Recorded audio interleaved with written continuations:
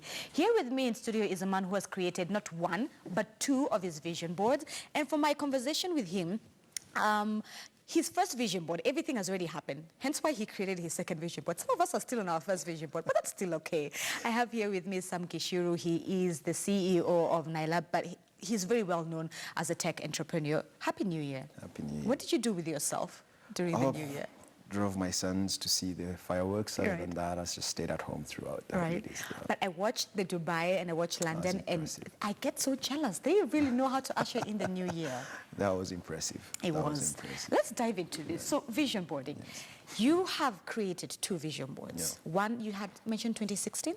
The first one was about 2013, 2012, 2013. Right, and now you've created one last year. One was 2016. The current one is 2016, so it's the one that I'm working with. You're working on. Yeah. And the first one came through. Yeah. So for the sake of our audience, let's just explain to them what a vision board is. What is your understanding of a vision board? Well, I think the best way to describe a vision board is it's just pictures and images of things you want to happen in your life. Yes, it's that simple. There's nothing complicated. It's visual. You see, you put together what you want to see happen in your life. So you move the thoughts from your head into a piece of paper, and then you put it somewhere, and then you keep looking at it, and it reinforces your desire to have it, and then you work towards it. Right. We were just sharing with Sam before we came back, and his vision board is also on PowerPoint, just like mine. But there are different ways people can do vision boards. It can be on soft copy. Actually, I have a friend who, he took it literal, meaning he has actually a board, and he's pinned down everything, the house that he desires, the car that he desires, where he wants to be career-wise. But why? Why is it so important for it to move from here to it being visual? So first of all, yes, mine was also on PowerPoint, but I think actually the best vision boards are the ones that are actually printed out. Like you have this really nice board next to your mirror where you dress, or next to something that you see that is within your eye level. Every morning when you wake up, when you're leaving the room, getting into the room, or when you're changing, you can see it right there in front of you. It rings in your mind. It rings in your mind. And it there you have got, yes, as you said, you have got the house you want to live in, a nice picture of a house you'd love to live in, a nice picture of a car you'd like to drive, maybe clothes you'd like to own, places you'd like to travel, time you'd like to spend with family in exotic places. So the question you asked is, why is it important, and why do I find it important? So first, let me say I'm not an expert about this. I've not written a book about this. Right. I have never even written a single article on the internet about this. This is my own experience. I think that's what makes it amazing, the fact that it's your own experience. Go ahead. So yeah, my experience is that if you have a thought, there's too many thoughts running through your mind. Even right now, New Year, you wake up in the morning and thinking, this year I want to make money, I want to do this, I want to do, and they're all there, they're all swimming, But when there's so many out there and you don't pick one and put it down, then it's swimming with the rest. And so you end up at the end of the year asking yourself, what did I do? What happened? You had so many plans, so many thoughts. But when you remove these thoughts and put them down, then suddenly they're no longer in your mind. They become an actionable item. Now, for example, and it's very simple, because as soon as you think in your head, I want a new job, or you think in your head, you know what, I want to buy a new TV. And in your head, then you'll think, I also want a laptop, I also want a new phone, I also probably need, some new shoes. They're all there. Right. And you say, okay, fine, I want a new TV, and then you ask yourself, what TV would I want? And then you start browsing, and you find a picture of an X type of TV, 42-inch, and then you cut out that picture, and then you stick it in a wall and look at it. It's no longer a thought. You're not going back to your head and think, I want a TV. Now you know the TV you want, and you can see it, a picture of it. Now you've started action. You have to be specific. Yeah. You don't have to be exactly specific, because it doesn't necessarily work out specific. Right. Like on my first vision board, the car I wanted to drive is not the car I drive. I actually drive a better car. Oh, good for you. Yeah, and it's because along the way, things happen. You find the car you want, and you realize, oh, it's not exactly as great as I wanted, and you find a better one, and you just Okay, and that leads me to my next question, Sam. That means that you can edit and re-edit your vision board. Yes, you should be able to. You should, actually. You should actually keep on adding things you find amazing. That's why it's not like a New Year resolution where we sit on New Year's and say, oh, this year I want to do 1, 2, 3 things. A vision, it's a living document of your life, where you're documenting the journey of your life and how you see it in the future. Before I actually built NILAB, I flew to California to just see how the tech ecosystem works. And it hit me very hard that the things, and this was before my vision board, that the things you see impact your life a lot. If you visualize something, if you see something, then you know what to do with it. But if you just imagine it, then you really have no clue about what it's all about. Okay. So you should be able to edit it as soon as you see something that's interesting and something you'd like to have. You should be able to look for a picture or something, print it from the internet, carry it from a magazine, stick it there, and, just pray over it. I'm here looking for a saying because I really want to get it right. Yeah. The aspect of not just even having a picture, but writing down your goals. Because, like you said, it's just all in here, and it's just going to stay there. But there's something so powerful about having to write it down or having it right there where you can see it every single time. So I've already found this thing. It says that if you have a goal, write it down. If you do not write it down, you do not have a goal, you have a wish. And that's the thing. As long as it's not pen to paper, or in this case, thanks to technology, from here to a PowerPoint or to a board, it's just going to remain that, a goal, a wish. Even ideas. Just you have an idea to start a business, just an idea, until you put it down and you start writing down. I mean, even faith. Most faiths will tell you have to confess with your mouth for you to actually be a part of a certain faith. So it has to be said out loudly. It has to be written out there. Otherwise, it's just a thought, an idea. Now, let me give you a quick example, because people are like, how does this work? Is this magic? There's no magic here. Say, for example, you want to buy a piece of land. You're thinking, I want to buy a piece of land. That's a thought, okay? Now, imagine you sit with your friends and say, guys, I want to buy a piece of land. Now, you've made it. You've actioned it. Your friends are like, oh, you've said it. My friends are like, oh, but man, you don't even have a job right now. It's like you're getting a job or something. You make like 20K a month from your hustles. It's like, but say, I want to buy a piece of land. Then your friend goes like, where do you want to buy it? You hadn't thought about that yet. Now suddenly you're thinking, Isinya, Githurai, Ongatarungai, Piserian, where do I buy this piece of land? Suddenly, now you've moved from just thinking you want a piece of land, you're thinking about location. Now at that point, you've actually now stepped up to the next level. Now then you say, okay, fine, I need to look. Then you start looking. You start saying, okay, Isinya looks like a good place because I like space. Githurai is a nice space because I want to build apartments. And you said, you know what, maybe I want to buy it somewhere in Kitengela. There's enough space. And now the next question you're asking yourself is, how much is it?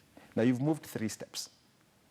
From a thought? From a thought. You said it into words, and your friends ask you, where do you want to buy it? Yes. And now you're wondering, how much is it? Right. Now you have a number. You're looking for a number. Now, this is a funny thing. When you're walking around, you'll start seeing signs, land for sale, land for sale. Right. Now, these signs are not new. Yes. They were there all along. But your brain was not wired to them. But the minute you said you want a piece of land, then your brain wired to, you need land. Oh, boy. And they started seeing now those signs. Those signs are always there. Now you walk into a guy and say, hey, how much should you land in Kitengela cost? He says, okay, fine, maybe 500,000. You say, wow, right now I can only say 5,000 months. If I have to say 500,000 is what, 100 months? It's a lot, okay? So that means 100 months is about 8 years. But you now have a number and you have a time duration. And when you think about SMART goals, suddenly it's a SMART goal, okay? Specific, it's measurable, it's achievable. Time conscious. It's time bound, It's realistic. 8 years to own half an acre of land for 500K, whatever place you choose, or a quarter of acre. So then what do you say to people who think this is just wishful thinking, imagination? Now look at how many steps you've moved. You thought about it, you said it. If you didn't say it, it would just put out there with the rest of the things. As soon as you said it, questions started coming. And for you to answer those questions, you moved forward to getting a location and getting a number. Now, let me just give you a quick example again. We're at 500,000 for 8 years. Right. And say, okay, fine, you know what? I'll start saving 5,000 a month. Right. Now you are actioning it towards that goal. You're way ahead, 10 steps ahead from someone else. Someone else who's thinking, I need land, who hasn't even said it and written it down. And now imagine you cut a piece of land and put it on a wall and you sit every morning. But that's the thing, Sam. Let's talk about that action part. You just don't make a vision board and then sit and say, okay, now let me wait for the universe. Let me wait for God to do his thing. You have to play your part. No, you cannot. It is not lazy. You cannot replace hard work with prayer, prayer with hard work. Right. You're going to have to work hard. You're going to have to sweat it out. You still have to walk into that place and ask the person, how much is land here? You still have to drive there and see the land. You still have to do this action. You still have to save money. But the thing is that now you're single thought focused on that. What I've realized is that now if you have 8 years, for example, to buy this piece of land, you start saving 5,000. The first 3 months you save 5,000. Then you realize, oh my goodness, you're actually saving 10 and 15,000. In about 15 months, you've saved almost 30% of what you need as deposit. Right. You'll find yourself having done that. Right. And suddenly it's no longer a goal. You can now go put a head deposit and say, here's 30% deposit. Now you already a landowner at that point, because all you have to do is pay the balance. And it all started here. 3 years down the line, 4 years later, it's not 8 years, you've already finished that business. And it's all started with that. So any single achievement in life, any significant achievement in life starts with a single thought. Even people who are thieves or murderers, they think in their head, I need to kill somebody. But as soon as they start actioning it, it's no longer thinking of, I need to steal, they're already now planning on theft. So every good thing and bad thing starts from here, and you need to take all those thoughts and focus them positively on the good things. And that's the thing, not so many people understand the power of this and the power of your tongue and how they are correlated. As a man thinketh, so he is. There's that correlation between your conscious, whatever you're thinking, and your subconscious, and what you utter. You cannot talk success and not think success. But here's the thing, is there a right way to do a vision board? What are perhaps the things, apart from just material things, can I put down non-material things on my vision board? You know, I think for over time, from what I've seen, is that you should actually start with non-material things. Non-material. Yes. I mean, material things are very... I asked a friend of mine, I think it was yesterday. Yes. I said, if you look at what you're thinking right now for 2019, one of the bigger thoughts is the material things you need to own. Like, I want to do this, I want to do this. Right. But if I ask you how much money you made in the last 12 months to the coin, and I ask you, tell me by percentage how you spent the money you made in 2018. Like 20% went to fuel, 40% went to this. You cannot tell me. You'll tell me I made around 2 million, 3 million, or whatever. But you're not going to tell me I made 3,475,050 to the coin. And you want to tell me that this is how. But all you think about is how much money you need to make. But if I asked you the moments in life that you enjoyed in 2018, you'll be like, I went to the Mara. I met this person who was an awesome person. We had dinner with these people. So non-material things, they might be influenced back and they might have to be paid for. But I always like starting with non-material stuff. My spiritual life. How do I want to have spiritual life in 2019? How much time do I want to spend with my family? You know, then I want to move to kindness and gentleness and empathy, you know. Relationship and friendships. Yes. I mean, I want to be kind to people. I want to be giving. I want to be joyful. You know, those are things that money cannot buy. Okay, I want to go through that part. And then I want to ask myself, what new things do I want to study? What do I want to learn? Right. In 2017, 2018, I wanted to learn new programming languages, which I already did, you know, and all of that stuff. In 2019, I want to learn a new language, speaking language, and somebody challenged me from my office. And so I put those ones, and then I'll say, okay, fine, you know, what new projects do I want to get involved in? And so eventually with new knowledge, new projects, the material wealth will follow. And I can say, oh, okay, fine, I want to buy a new car. I want to drive a new car. But that's not just 2019. Understand that. My vision board is 2016 to all the way to 2020 until that it ticks off. It's not a 1-year thing. It's as long as can be 10-year thing. So some of the images that I might have right now in 2016 are happening in 2018, and some of the images I have in 2016 will happen in 2025. You know, there's that timing. There's time. Patience plays a role. Yeah, because also some things, I will not wake up today and, you know, be a billionaire, you know, but maybe I want to fly a Gulfstream. So maybe I put a picture of a nice jet that I'd like to fly that I own someday. It's not going to come tomorrow. Right. There's still a process. Right. There's still a method to get there. Yes. And let's talk about that. Because our generation, or should I say my generation, millennials, we've been criticized of being a microwave generation. You want things done then. So it's not going to move from your vision board to tomorrow. You're driving that car, you're living in that house, you're buying that plane, you're running that business. There's something called process. There is time. There's time bound. And here's the thing. This has worked for you. And that's why I'm so glad you're here, because you've seen this. It's worked for your life. Why is time such an important factor in actualizing your goals? So a lot of things we read on the news is that, oh, this happened and somebody did something amazing. Overnight success. Overnight success. There's no overnight success. No. I think this year we had the luck to launch a $10 million prize for Africa. That's $1 billion shillings that we're working with the Jack Ma Foundation to launch. We've launched already. We're going to start giving out the money next year. And a lot of people say, Sam, that's amazing, because they saw the news in August. They don't realize for the last 1 year how many times I've had to fly to China, how many meetings I've had, how many midnights I have been sitting on my bed in hotel rooms, missing my family, praying to God, like, wow, this is not going so well. How do we change this? You know, how many times I've had lunch and with people who I ask for advice, they have no idea about the effort that has been put in place, or how many afternoons actually in there between January to June that I left the office at 12 midday to go sit somewhere and work the whole afternoon to make this a reality.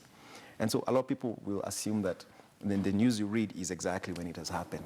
There's absolutely not a single time something happens like that. Not even betting. And a lot of young people want to go to betting. No, I mean, these things will take a lot of time. There's process. There's time, there's process. And there's also the fact there's God, because I was thinking the other day, if I had some of the things today I have when I was 25, I'd be destroyed. Wow. Yes. I'd have been destroyed. That is so honest completely. of you, Sam. Yes, I'd have been messed up. Right. And so I'm so glad that they took this time to get here, because now I'm ready. You know, you ask for something and sometimes you're not ready for it. And you can cry for it, but you're not ready for it. And when you're ready for it, you will actually know you're ready for it, because it won't be overwhelming to you. Even when they ask, it will be like it's just one of those things in your life. You've prepared for it. Yes, you've been prepared for it over time. I saw a tweet that said that you can't have something that you are not prepared for. Okay. You cannot say, for example, you want to run this business and you're talking negatively. Everything you see is negative.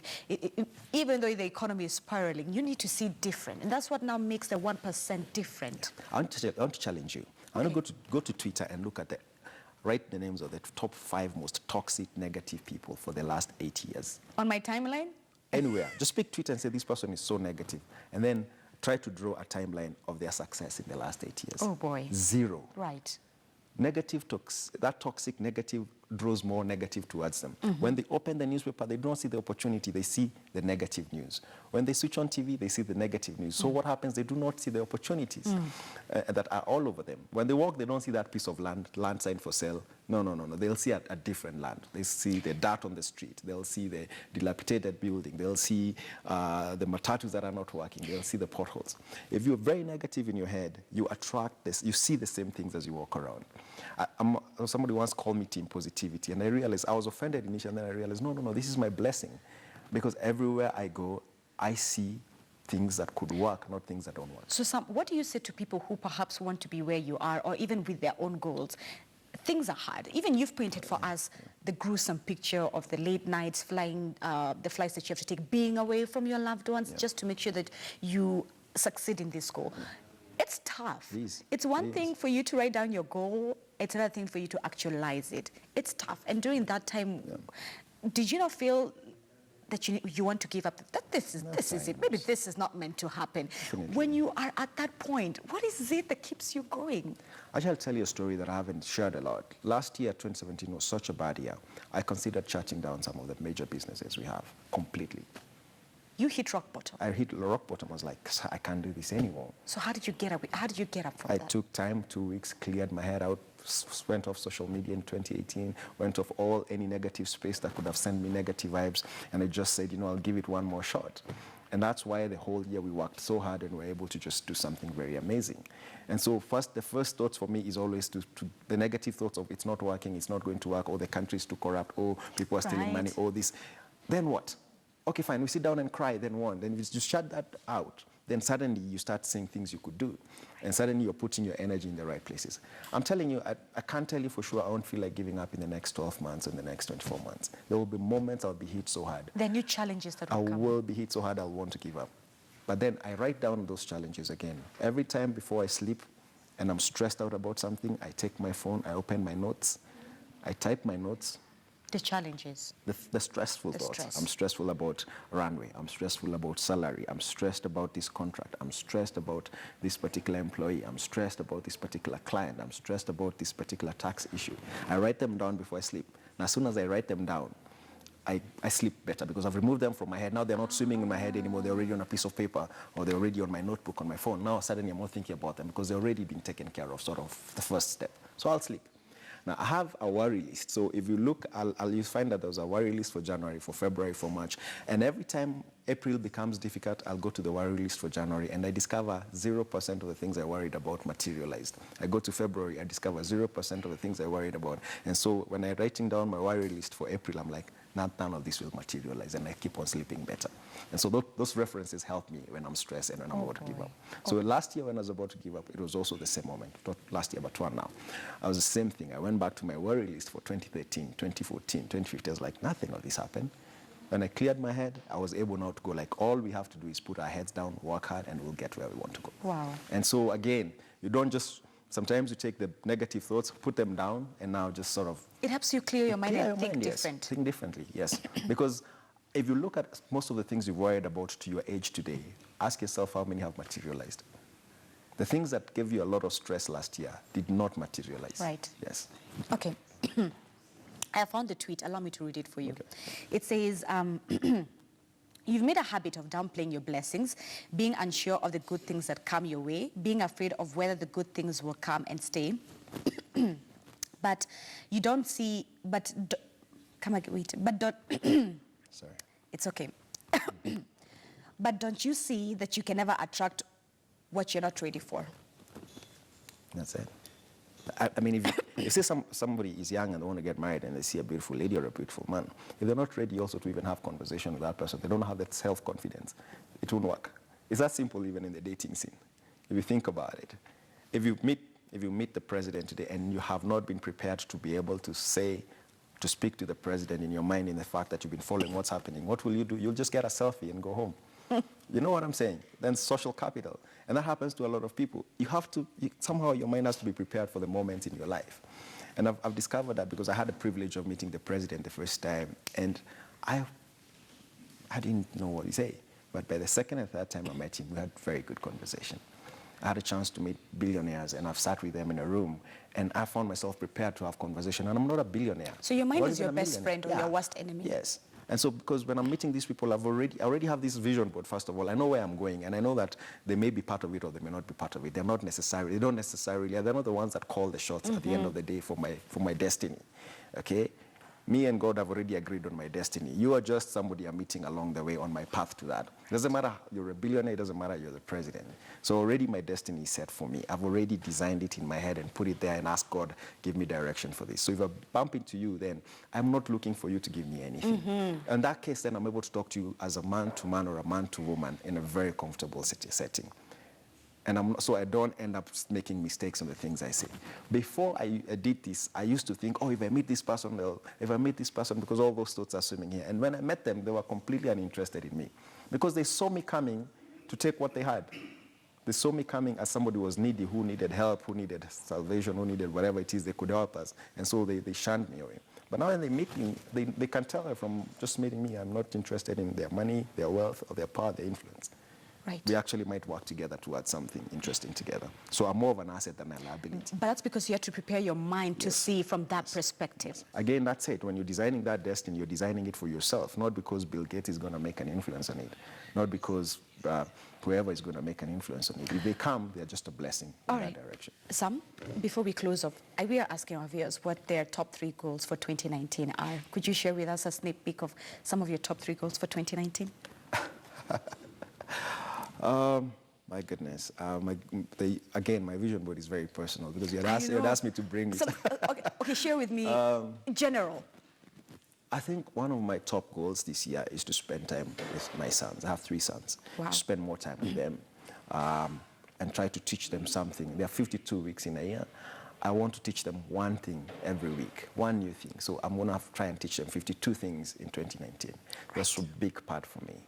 The second big part for me is that I need to tap into more African countries. I have not experienced Africa very well. I've been traveling Europe, the US, and all these places, Asia, but I never traveled Africa as much as I did the last month, and I want to travel to more African cities. I'm seeing so much opportunity in this continent. I'm getting to appreciate Kenya so much more. I mean, Nairobi is so beautiful compared to so many cities in Africa, and which these cities provide Nairobians and Kenyans is opportunity for us to go and do things. Okay. And so, of course, the third one is more personal? Good health. Yes. Okay, thank you so much, Sam.